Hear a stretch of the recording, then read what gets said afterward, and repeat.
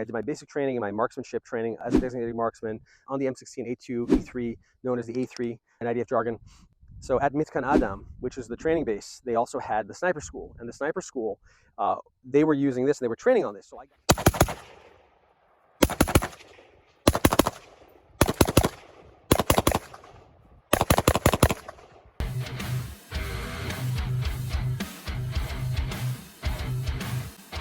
Hey guys, so today we're going to review a very special firearm. This is the JRA M14. So for those of you who are not familiar, JRA stands for James River Armory, and they are from Burgaw, North Carolina, a very, very high quality firearms manufacturer. They specialize in building older surplus weapons from parts kits. So a lot of the stuff that they have aside from the M14, of course, is the Galil. They have what they call the JRA Galant, which is actually a very, very period correct rebuild of the Galil using original IMI parts kits on US barreled receivers, as well as some other parts for compliance.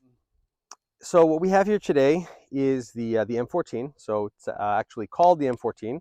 The original military name for it was the M14, and JRA calls it the M14. So I got to know this company actually at SHOT Show this past year. I was browsing a whole bunch of different companies at the show to cover the show for Firearms News. I'm going to link in the description and the comments the article that I wrote. And one of these things that I'm always looking for really interesting stuff to write about. And so I discovered this company, JRA, and I saw their M14s, and I started talking to the owner, and he explained to me what they have going on here, and I was very, very impressed. So what we're talking about here is pretty much the closest thing that you're going to get to an actual US military surplus M14. Now, unfortunately, most of us civilians are not able to get actual surplus M14s, and the reason being the 1986 Hughes Amendment to the Gun Control Act, which basically prohibits the registration of any new machine guns after that point. So if you had one that was registered before that, you can own it, you can transfer it. It's called a transferable machine gun, but the price on those are, they're through the roof. So anything after that basically can't be owned by a civilian. So what we do have access to is, traditionally it's been semi-auto copies of the M14. So Springfield Armory, you're probably familiar with that one, makes a very good copy of the M14. It's called the M1A. It's been around for quite some time. They make a whole bunch of different versions, full size, shorter, mid-grade, scout, etc. But none of those are actually GI issue M14s. What we have here is, like I said, this is the closest that you're actually going to get to a bona fide M14. So if you wanted to get a real M1 Garand, you could. The CMP, Civilian Marksmanship Program, does offer those for sale to civilians, and again, the reason being because they are semi-auto only. But the M14s wear select fire, so that's not an option. But this actually uses the primarily M14 surplus parts. So what it is, basically, this is an entirely GI gun except for basically three parts. So there is the receiver. It's a newly made receiver, which is built pretty much exactly to GI specs. And then there's also the barrel, which is a new barrel, because unfortunately, when those M14s were demilled, they had to chop both, as per federal law, they had to chop both the receiver and the barrel because they started off as a quote unquote machine gun. So those parts had to be manufactured new, very exacting to the original specs. And then the third part is just a matter of supply. From what I understand, the handguards, because they're just very hard to find, the original M14 handguards, these are newly manufactured, but also, again, very, very closely to the GI specs. So aside from that, pretty much everything here is all GI, original GI, the stock, all the internal parts, the bolt, the flash hider, the sights, the gas system, everything. Well, not the sling. The sling is newly manufactured, but aside from that, this is basically an original M14. But as you'll notice over here, it does not have the selector switch, so it is not a full auto. To be honest with you, what anybody would want to do, full auto with an M14 is beyond me. After your second or third shot, you're going anti-aircraft. The recoil on that is just unmanageable. This is really effective as a semi-automatic weapon only anyhow, so I don't really see why you'd want a full auto M14. Just do want to mention as a side note, there are companies that manufacture a SAW selector switch that you could install here if you want to have that real M14 look. That is a possibility. You could order that and install that. Personally, I don't really care one way or the other, but that is an option for you if you wanted to fill in this little hole here, because again, this is off of an original M14 GI M14, the stock, so that's why that's there. I also want to mention there are several different grades. So they manufacture these with a brand new stock and all, new, all the bells and whistles, shiny and everything. This particular one that you see here is, GI grade. So it's basically pretty much out of the battlefield, not really souped up to be very nice and new. I personally prefer it that way. These rifles come with one 20-round magazine, so that's also an aftermarket magazine. It's not an original GI mag. However, you can buy those. So I actually went ahead and personally purchased a couple of these original GI 20-round mags, all interchangeable.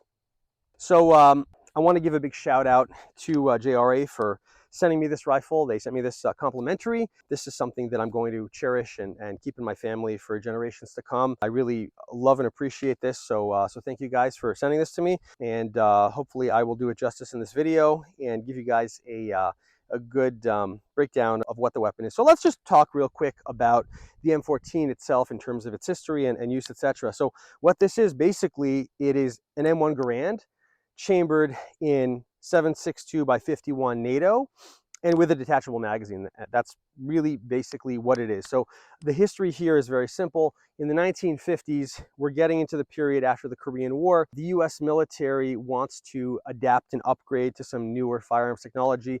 The M1 Garand was a very, very effective weapon through World War II as well as in the Korean War, but militaries were starting to upgrade from these traditional battle rifles to newer assault rifles. Don't forget, this is the time when the AK-47 is starting to be mass produced and going into production. This is also the time of the FN FAL. And the US military starts doing all kinds of tests and trials, and they actually, believe it or not, tried the FN FAL, decided to not go with it. That's a whole other story. But they liked the original Garand system. They just wanted some changes made to it. They wanted a detachable, higher capacity magazine. Those of you who are familiar with the M1 Garand, it takes an en bloc 8-round clip of 30-06, which is, well, for the time, for the 1950s, that's becoming very antiquated and it's slow and cumbersome to load. So they wanted something that was newer. They also wanted to standardize with the new 7.62 millimeter NATO cartridge, which all of the NATO nations were adopting at the time.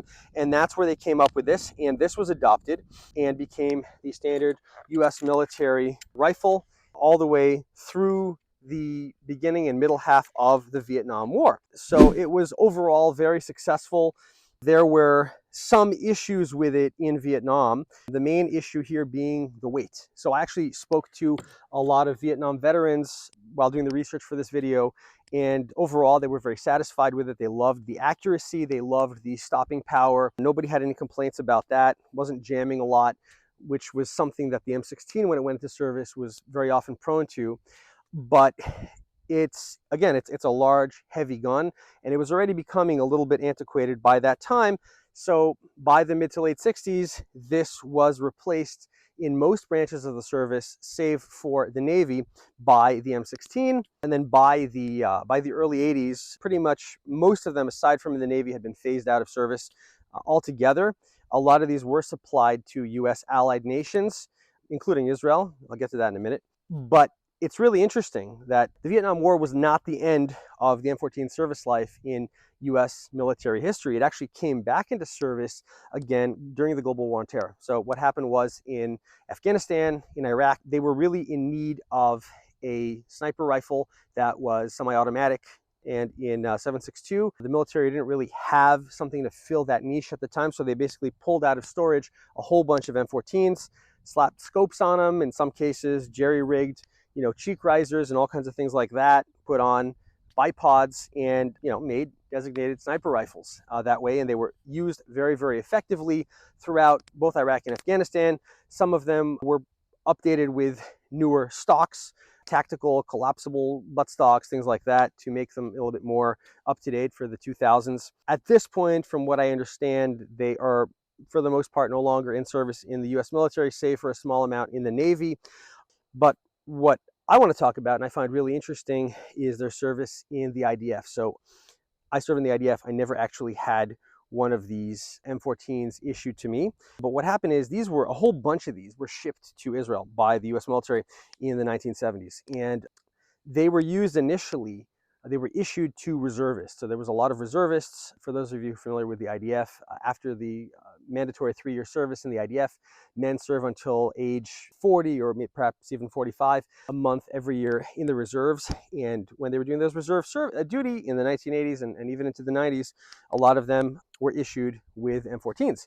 Now, aside from that, and this is really the coolest part, the M14 was adopted as an official sniper rifle, and this is where I encountered it. So when I was doing my marksman's training, I did my basic training and my marksmanship training as a designated marksman on the M16 A2 E3, known as the A3 in IDF jargon.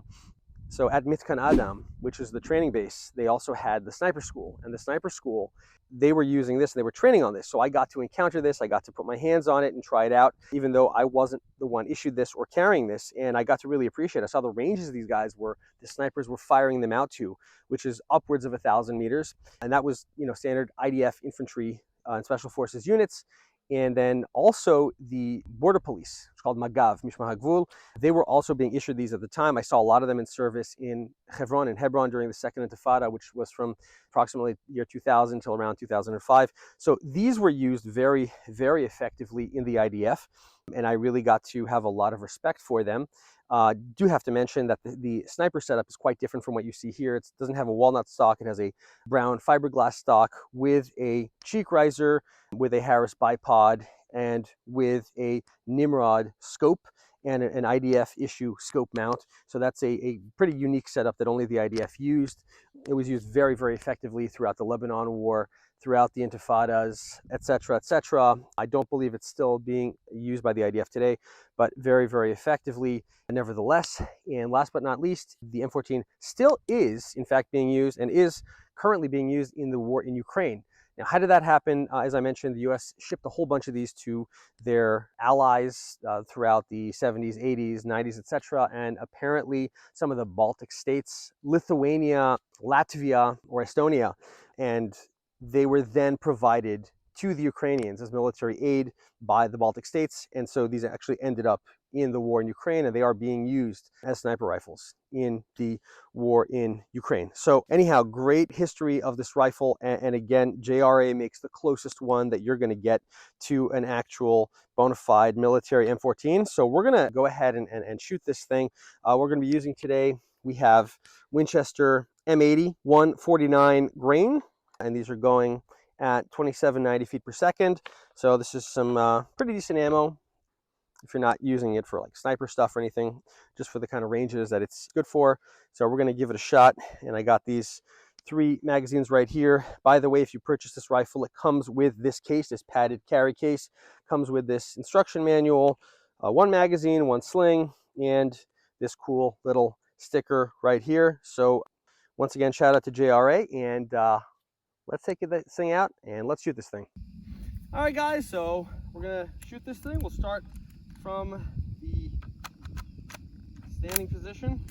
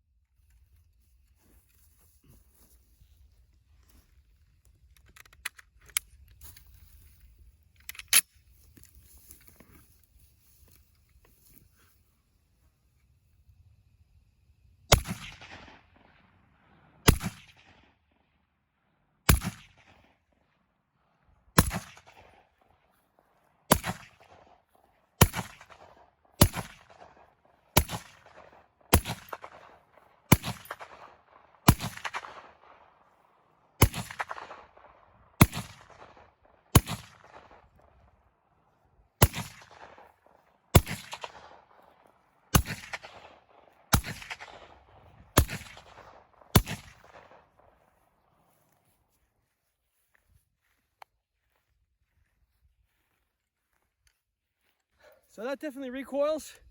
If you're used to shooting ARs, that might be a bit of a shock to you, especially with that steel butt pad.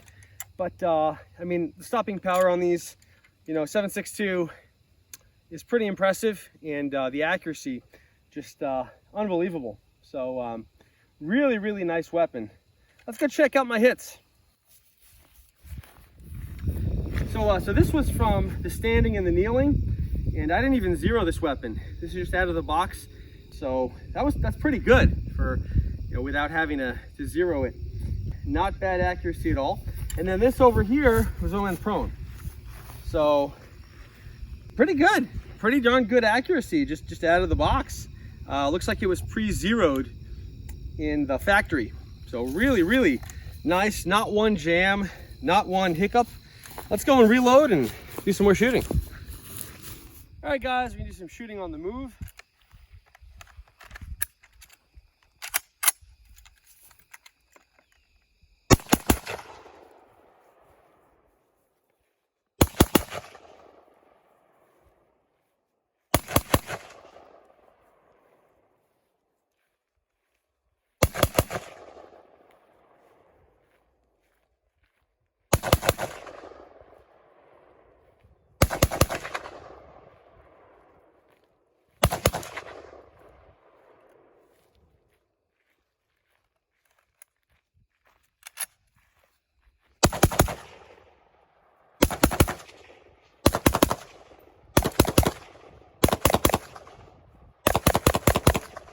All right, guys, so as you can see, the JRA M14 is an absolutely amazing battle rifle. By far the closest thing you're going to get to an actual bona fide GI issue M14.